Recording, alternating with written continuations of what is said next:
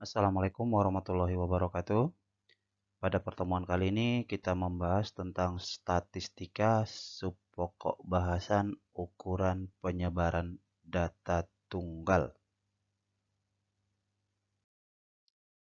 Nah, beberapa ukuran penyebaran data tunggal, penyebaran data yang pertama ada namanya jangkauan atau rank atau rentang nilai, dirumuskan R sama dengan nilai maksimal dikurang nilai minimal.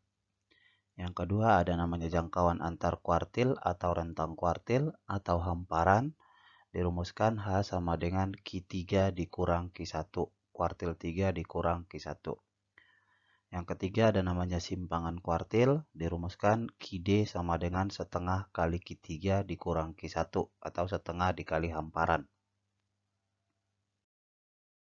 Yang keempat ada namanya langkah, langkah itu adalah 3/2 dikali Q3 dikurang Q1. Nah, berarti 3/2 dikali H atau hamparan bisa juga.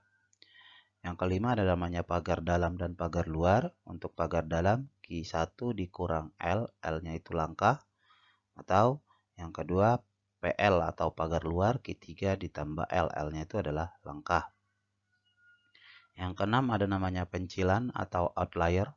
Nah, itu adalah data yang berada di luar pagar dalam dan pagar luar. Nah, dimana kalau data normalnya adalah X, X ada di antara PD pagar dalam sama pagar luar. Berarti yang di luar dari sini itu yang disebut dengan pencilan. Berarti kalau X-nya data normal.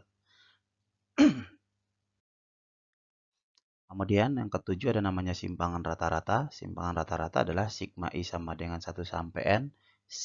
Mutlak XI dikurang X rata-rata dibagi N. Kemudian ada varians atau ragam. X kuadrat sama dengan sigma I sama dengan 1 sampai N. XI dikurang X rata-rata kuadrat per N. Nah, beda simpangan rata-rata sama varians. Di sini mutlak, sini kuadrat. Nah, ya. Nomor 9 ada namanya simpangan baku atau standar deviasi atau disebut dengan akar dari varians. Berarti S sama dengan akar dari ragam atau varians ini. Akar dari sigma I sama dengan 1 sampai N, XI dikurang X rata-rata kuadrat dibagi dengan N atau banyaknya data. Kita coba contoh soal dan pembahasannya. Diberikan data sebagai berikut. Tentukan jangkauan antar kuartil, simpangan kuartil, dan pencilan. Nah, kita selesaikan. Yang pertama adalah kita urutkan datanya terlebih dahulu. Nah, di sini saya tidak menjelaskan lagi ya, karena sudah pernah kita cara mengurutkan data, yaitu yang lebih kecil sampai ke yang lebih besar. Nah, jumlah datanya ada 1, 2, 3, 4, 5, 6, 7, 8, 9, 10, 11. Berarti 11 tengahnya 5. Nah, tengahnya itu disebut dengan Q2. Nah, berarti ini 1, 2, 3, 4, 5. Ada 5, berarti tengahnya di sini. 16, berarti ini Q1. Kemudian di sini 20 ini ada Q3. Nah, cara mencari Q-nya sudah pernah dijelaskan di video-video sebelumnya. Baik, yang tanya adalah jangkauan antar kuartil atau hamparan sama dengan Q3 dikurang Q1. Q3-nya 20, Q1-nya 16. Berarti 20 kurang 16 sama dengan 4. Nah, hamparan 4. Kemudian yang kedua yang ditanya adalah simpangan kuartil. Simpangan kuartil itu adalah setengah dari Q3 dikurang Q1. Berarti setengah dikali 4. Nah, yang ini. Berarti setengah bagi 4 adalah, setengah kali 4 adalah 2. Nah, kemudian ada yang tanya pencilan. Namun sebelum ke pencilan, kita cari langkah dulu. Langkah itu adalah Q3/2, Q3 dikurang Q1. Atau 3/2 dikali 4. Nah, berarti 3 kali 4, 12. 12 bagi 2 sama dengan 6. Nah, ada namanya pagar dalam. Q1 dikurang L. Berarti Q1-nya ada 16. L-nya 6. Berarti 16 kurang 6 sama dengan 10. Kemudian pagar luarnya Q3 ditambah L, Q3-nya ada 20, berarti 20 tambah 6 sama dengan 26.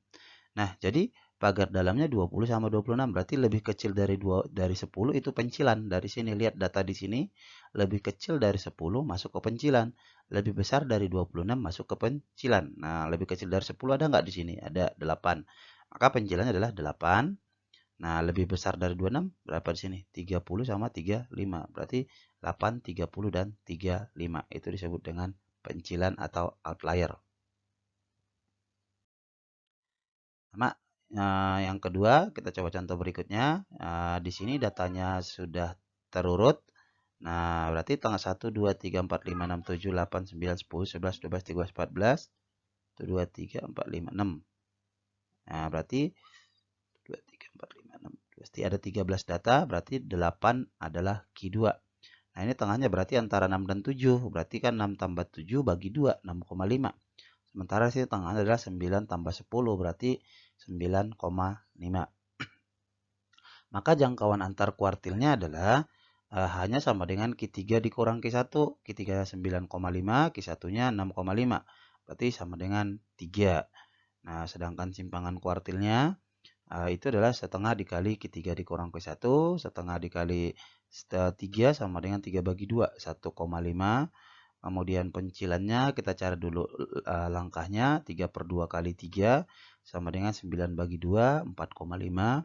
Kemudian pagar dalamnya Q1 dikurang L berarti 6,5 dikurang 4,5 sama dengan 2.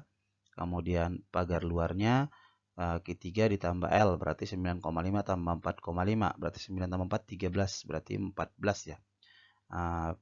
Jadi pencilannya itu berarti lebih kecil dari 2. Di sini paling kecil 6. Berarti di sini daerah sini tidak ada pencilan. Sementara di sini di pagar luarnya lebih besar dari 14. Lebih besar dari 14 ada, berarti 20. Maka pencilannya adalah 20. Berikutnya diberikan data sebagai berikut. Nah, kita urutkan datanya terlebih dahulu kalau datanya belum terurut. Nah, hitung datanya 1, 2, 3, 4, 5, 6, 7, 8, 9, 10, 11, 12, 13, 14, 15. Nah, dari 15 angka itu ada berarti data ke 15 bagi 2 berapa? 7. Berarti data ke 8 itu tengahnya. Nah, 1, 2, 3, 4, 5, 6, 7, 8. Ini Q2. Nah, ini kita bagi lagi 1, 2, 3, 4. Berarti di sini ada Q1. 1, 2, 3, 4. Berarti di sini ada Q3. Nah, berarti jangkauannya adalah Q3 dikurang Q1. Nah, Q3-nya 7, Q1-nya 4. 7 kurang 4 sama dengan 3. Simpangan kuartilnya berarti setengah kali 3. Setengah kali hamparan. Diperoleh 3 per 2 sama dengan 1,5. Kemudian pencilannya kita cari dulu langkahnya. 3 per 2 kali hamparan. 3 per 2 kali 3. 9 bagi 2 sama dengan 4,5. Kemudian pagar dalamnya Q1 dikurang L. Q1-nya 4. 4 dikurang 4,5. Min 0,5. Pagar luarnya berarti Q3 ditambah L. Berarti 7 ditambah 4,5. 7 tambah 4, 11. 11,5.